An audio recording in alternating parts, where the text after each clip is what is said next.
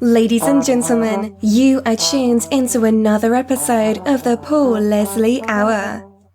And now your host, Paul Leslie. Hey, it's me. Welcome to the Paul Leslie Hour. Thank you for joining us. Well, ladies and gentlemen, we have a very special show for you. Bob Dylan, the most influential singer-songwriter of our time, has released his 39th studio album, Rough and Rowdy Ways, released June 19th, 2020 on Columbia Records. And we are joined by Clinton Heylin. He is the foremost Bob Dylan scholar in the world. He is a prolific writer on many musical subjects, but a number of books on Bob Dylan, including Bob Dylan Behind the Shades, widely regarded as the definitive Dylan biography. So it's a great honor to interview a real authority on music and a great writer I've enjoyed very much. Thank you so much for being here. Oh, very happy to be there. How are things in England? Strange, as you can imagine. I mean, I was in New York when everything went nuts, and I had to get out very quickly. I think I was on the last flight to Dublin when they were closing the airspace. So yeah, it's been very strange. But weirdly enough, I had about 10 weeks worth of writing to do on yet another Dylan book when I got back from New York, and so I was going to go into isolation anyway. So in that sense, it's been a good thing. So I just shut myself away for 10 weeks. So that was fine. You've written so much about Bob Dylan. What would you say it is about Dylan that fascinates you so much? Well, a part of it is just being alive at the same time. I mean, I've said many times, we're very fortunate to be experiencing this in real time. No matter how great the critics and the historians and the scholars to come will be in discussing Dylan's work, the one thing that they can never get back to is living it in real time. So I'm sure, like you, on Friday morning, to have the chance to sit down and hear Bob Dylan's 39th album, you tell me, for the first time, and to just sit there and think, this is happening in real time. There's millions of people around the world who are listening to this together. And that's an experience that nobody going forwards will have again. Part of the excitement of it is the fact that one can research this material and one can examine the life whilst being a contemporary, whilst being one of the people that he's writing for. Yeah. And, if you're a Shakespeare scholar, you can't do that. Yeah. Well, I have to say, you're very perceptive, because when I was listening to the album for the first time, I did think about you, because I knew we were going to do this interview, and it made me curious, given that you're the historian, given that you write so much about Bob Dylan, do you think that you listen to Bob Dylan's music in a different way than most people do? Well, I mean, the problem is that I listen to everything in a supercritical way, or so my wife tells me.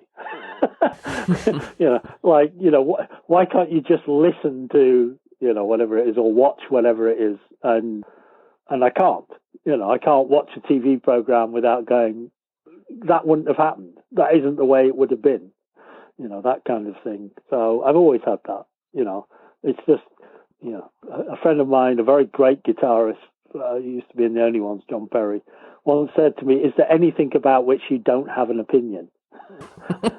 And I took that as a compliment. I don't, but it is difficult for me to sit and listen to an album and just let it wash over me, particularly if it's somebody that I'm passionate about.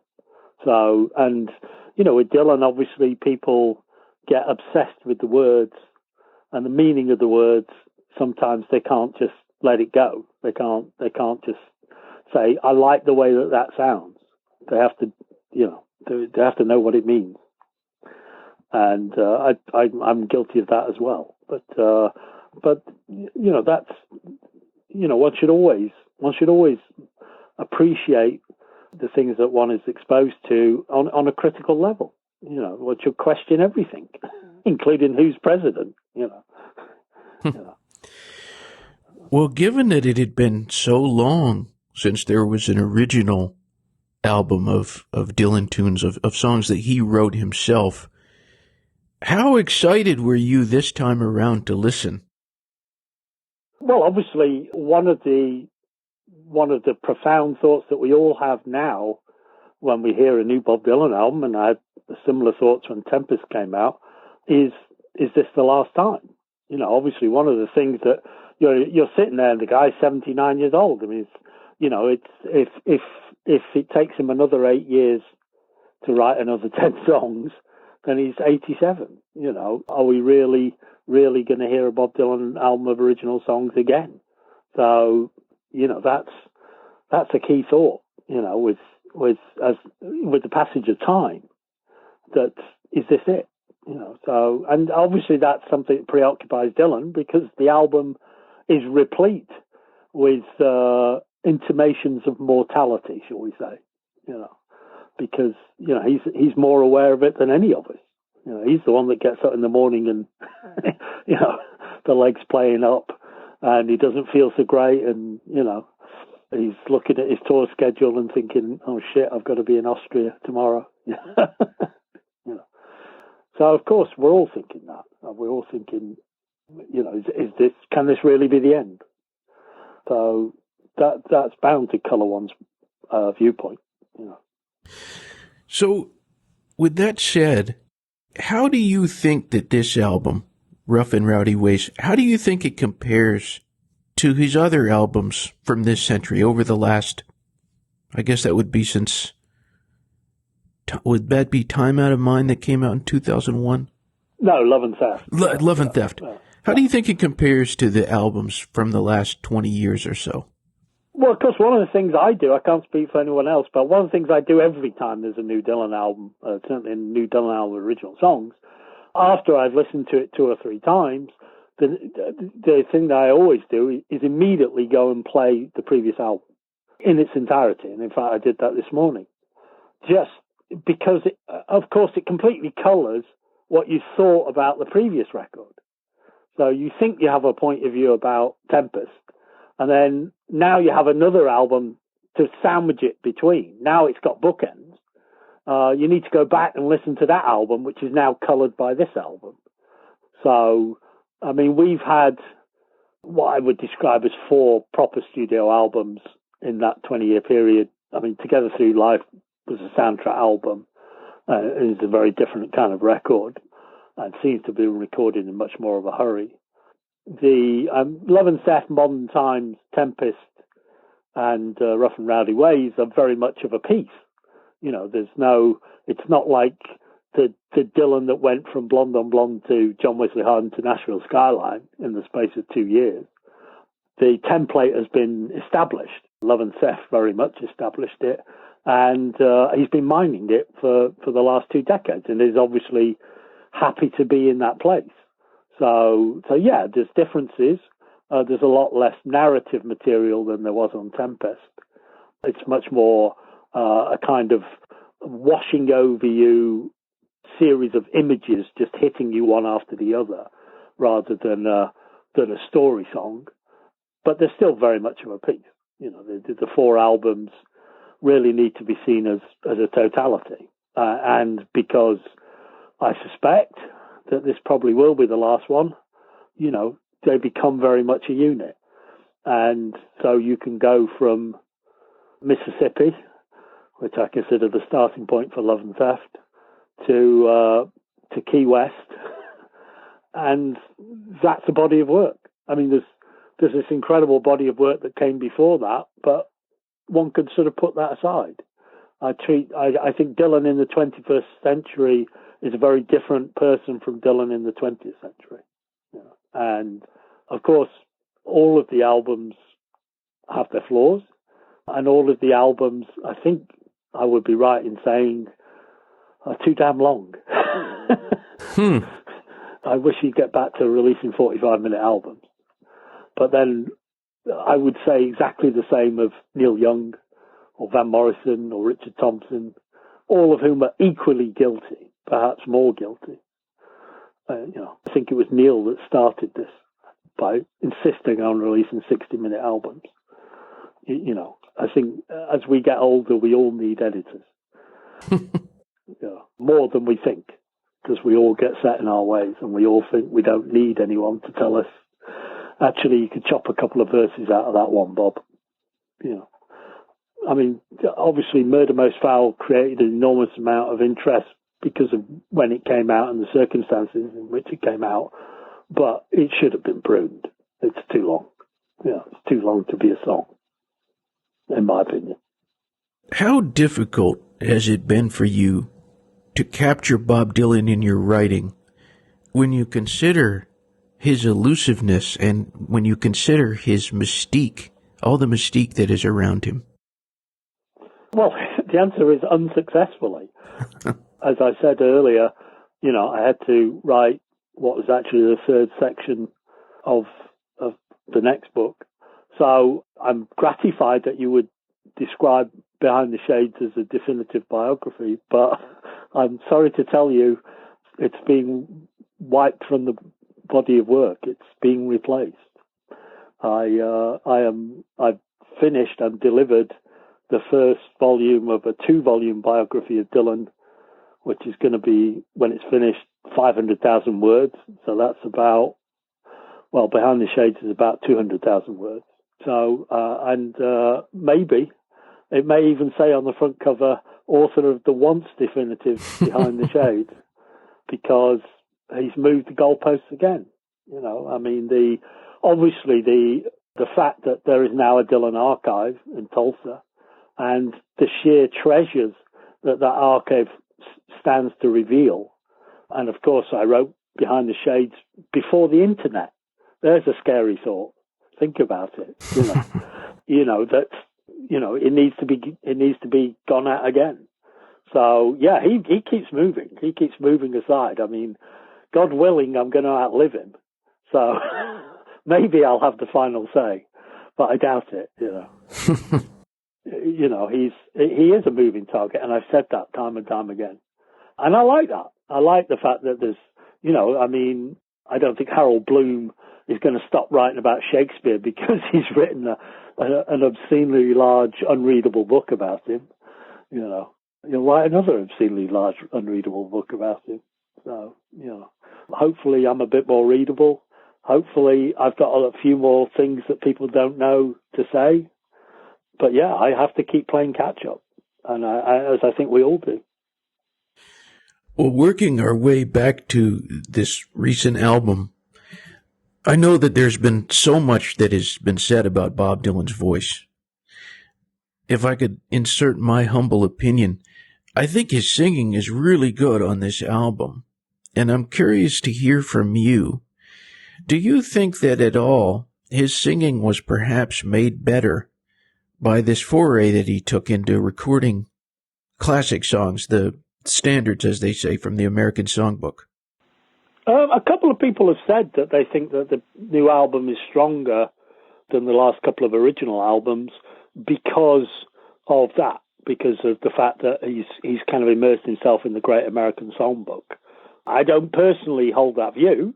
I think the fact that the album, in my opinion, sounds better than Tempest and Together Through Life is down to a far more basic situation, which in a sense has nothing to do with him, which is the re-employment of Chris Shaw, who is the engineer on this album. And Chris Shaw was the engineer on Love and Theft, and he was the engineer on Modern Times. And he was let go, shall we say, which was a mistake. He's no longer a young colt, but he is a very good engineer, and he has a very good understanding of how to record Dylan. And I think he should take a lot of credit for how the album sounds. And I haven't spoken to him or conversed with him about his return. I have no inside information as to whether he is personally responsible for the fact that it's a more melodic, a more analog sounding record. But that, to me, is the more likely explanation. I'm not saying that he hasn't been influenced by the songbook thing, but, you know, he's been doing the American Songbook material in concert at sound checks and so forth for the last 40 years. So I don't think he discovered Sinatra in 2012 somehow. Well, what did you think of those 3 albums of American Songbook songs? I'm not a fan. You know, I don't mean that I think they're bad. You know, I don't think they're bad records. You know, they're not Christmas in the Heart, which is a bad record. But you know, I have all those Sinatra albums. You know, I grew up. My parents were big fans of Tony Bennett and Frank Sinatra, and I was dragged along to go and see those people when they played. I was lucky enough I saw Tony Bennett when I was 12. And that was a great thing. At the time, I had no idea who the hell the guy was. And so, you know, I know those records. My mum listened to Ella Fitzgerald and, you know, all those great singers. So why, no disrespect to Dylan, but maybe if he'd have made the album in 1981, when he was a truly great singer, as good as anybody out there, but why would I listen to Dylan doing some Enchanted Evening? You know, I could think of 5 better versions off the top of my head. And, you know, by people those songs were written for. You know, I don't begrudge him making the records, but I wouldn't listen to them myself by choice. Not because I don't think he has a right to record that material, but simply because horses for courses. I wouldn't listen to Bob covering Deep Purple songs. Because he's not Ian Gillan either. I wouldn't listen to him covering Frank Sinatra songs by choice. You know, I've listened to the albums, but they're not albums I go back to. Interesting. Well, on this album, Rough and Rowdy Ways, is there a song that has stood out to you from listening to the album? The 2 songs that really stand out to me at this point, and obviously we're only, please remember, it's only a week. I've only had a week to live with it. But the 2 that stand out for me are My Version of You and Key West. You know, I love them. I think they're major pieces of work. I think what he does is really works. And I thought I can see a lot of thoughts gone into those 2 songs, and they have a certain originality to them. You know, they don't sound like anything else. You know. So those are the 2 that I go back to at the moment. But, you know, I like Black Rider. I think that has some real promise. Maybe a song that's going to grow on me. I probably don't need to hear any more Jump Blues by Bob, even if they're good. You know, an album of Pledging My Times I really don't need in 2020. So those are probably not the songs I'm going to go back to. But as I said earlier, you know, there's one of the things that I grew up with, and I'm sure you grew up with, is that in the vinyl era, you were forced to release albums that couldn't be longer than 40 minutes, you know, and actually that applied a constraint on the artist so that they had to force their thinking into 40 minutes of music. And I think that was a force for good. I think ever since that limitation was removed, I think that some people have run with that a little too over enthusiastically and insist on jamming the absolute limit of CD listening time. And I don't think that's particularly been a good thing. I'm not, as I say, I'm not singling out Bob. I think that applies to many, many artists these days. Just too many albums that I put on, I just go, you know, this is too long. This is you're pushing it too far. You know, some of these songs could have been held over. Some of these songs aren't good enough. You know, I mean, you mentioned that it's been 8 years since Dylan released an album of original songs. Well, it's been 12 years since Maria McKee issued an album of original songs, and I'm a huge fan of Maria's work. But again, the album that just came out, it's another 70-minute album. It's just, it should be should be 20 minutes shorter. It would be a better album for being 20 minutes shorter, even if you've had 12 years to write it, you know. So, but, you know, in case we forget, for a 79-year-old man to write Key West is astonishing, absolutely astonishing. You know, I can't think of anybody who's come close to producing a work that majestic at that age. It is really something. And as you said, you said that you thought this would possibly be the last album, the last studio album of original songs. Knowing as much as you do about Bob Dylan, if you had to guess, do you have any idea about what could be forthcoming? Maybe not another album, but what do you possibly see him doing? Well, I mean, as Bob said himself, every day above ground is a good day. I mean, none of us have, you know, that God-given right to assume, oh, I've got another 10 years to do this. So I think it would be impossible to talk about what Bob can achieve going forwards, because none of us know. None of us know. I don't mean that, you know, he doesn't have ideas, he doesn't have ambitions. We all do. But whether he's going to be given the time to do that, that's not in his hands. And he knows as well as I do whose hands it is in. So, you know, you get up, you do your work. Obviously, Bob has diversified enormously in the last 20 years. We talked about the albums over the last 20 years, but let's not forget, he made a major movie in that time, a totally underrated movie. I think one of his best pieces of work, Masked and Anonymous. What a great film. He's published his autobiography. He's had major painting exhibitions. He's had his own radio show for 3 seasons. You know, he has achieved ambitions that he personally had in that time, and I'm sure he still has a list of things that he'd like to get done. But yeah, who knows? I think I'm right in saying, I think P.G. Wodehouse was 94 when he died. If Bob gets as long as Plum, then there's going to be more work. You know, Wodehouse published a dozen novels in those last 14 years of his life. So, you know, we might be lucky, but I'm grateful for everything. You know, I'm grateful for being here myself, but I'm also, I mean, the single overriding emotion on getting the album last Friday was gratitude that we got another album. Absolutely. I was reading your book, and I want to tell all the listeners out there, for those of you who are fans of bootlegs, this is a great book. It's called Bootleg, The Secret History of the Other Recording Industry, and really, really great book. When I think of bootlegs, I inevitably think of Bob Dylan. What do you think Bob Dylan has done for the world of bootlegs?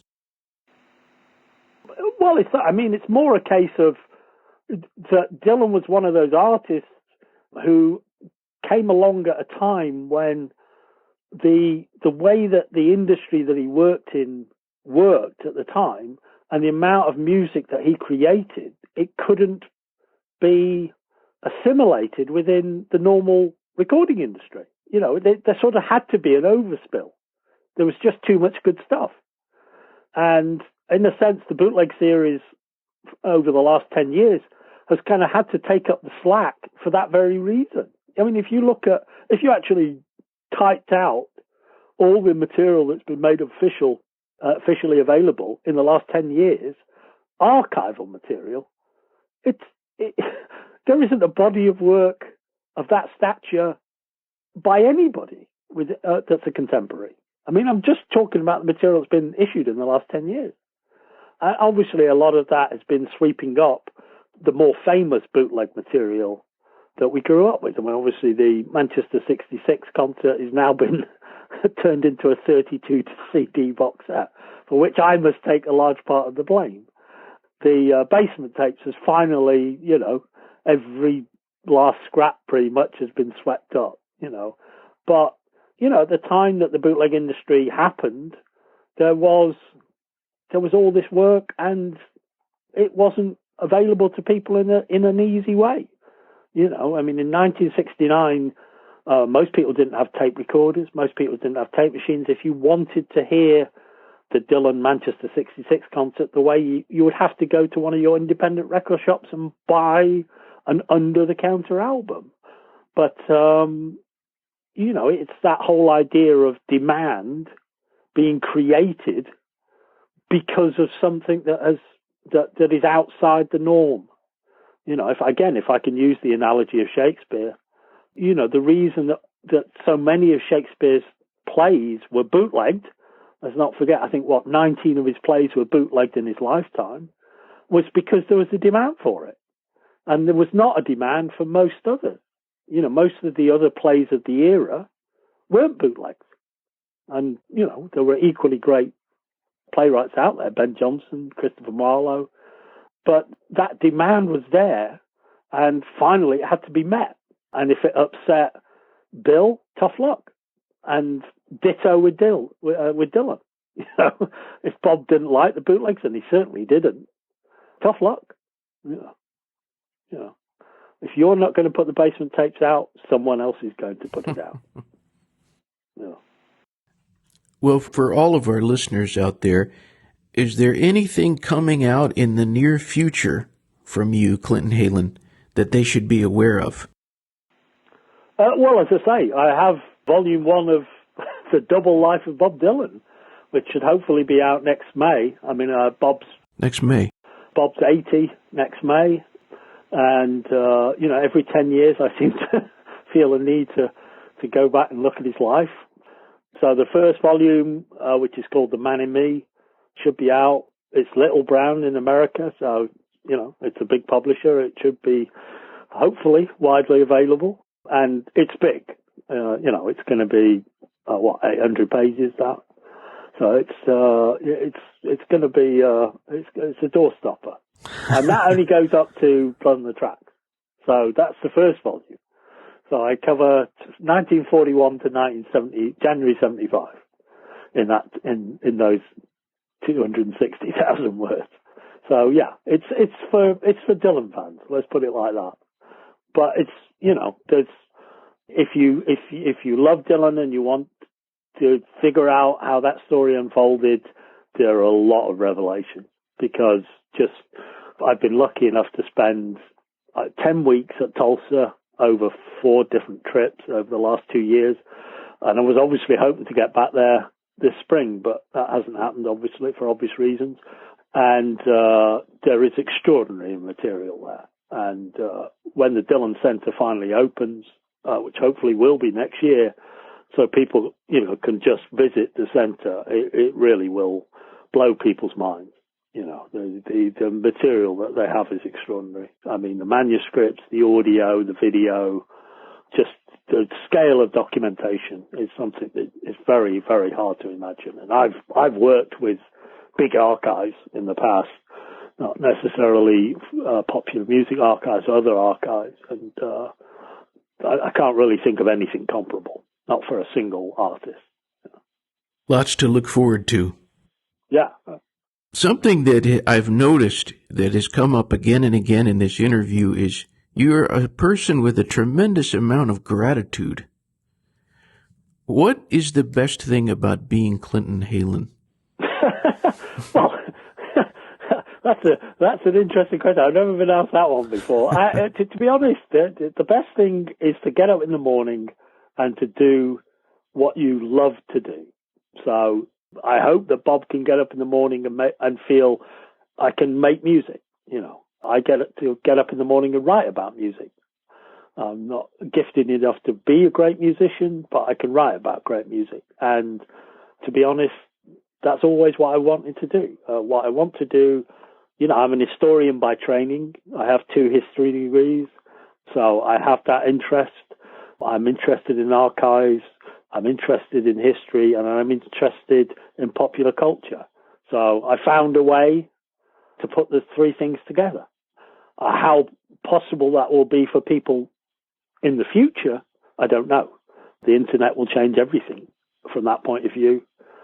So to be able to do that outside academia, and I make that important qualification because it was a conscious choice. I walked away from academia. Academia did not walk away from me. I don't think that that is the place where the best work is done on popular culture, across the board, not just Dylan, across the board. Most of the best work on popular culture is done outside academia. And to be able to do that and to be able to eat and have a house, a shelter over one, a roof over one's head, to be able to do all of that, I'm not sure how practical that's going to be going forward for the next generation and generation after. But thankfully, at the time when I was able to do it, I'm 60 now. I've been able to do it for over 30 years and make a living, and I hope produce a body of work, and that's what I'm grateful for. I always like to end the interview. I just give the guest the microphone. We have listeners all over. What would you say to anyone who's tuned in? Totally open-ended. I mean, just simply that, to enjoy what you do and to embrace the possibilities that all of this new technology gives you, and to embrace it in a way that is enhancing, not in a way that diminishes all of our lives and the tremendous opportunities. The ability to be creative now, the opportunities to be creative now are greater than they've ever been in the history of mankind. And I actually think they're being underused. I don't think that people use the technology in a creative way. I think people are pushed in a direction that they should think about whatever it is, making money, making a living, conforming, rather than saying, I can do something with this that will actually enhance my life, and embrace it. That's all I would say. Yeah. Mr. Heylin, an honor to talk to you. Thank you very much for doing this interview. No, absolute privilege, Paul, and keep up the good work yourself.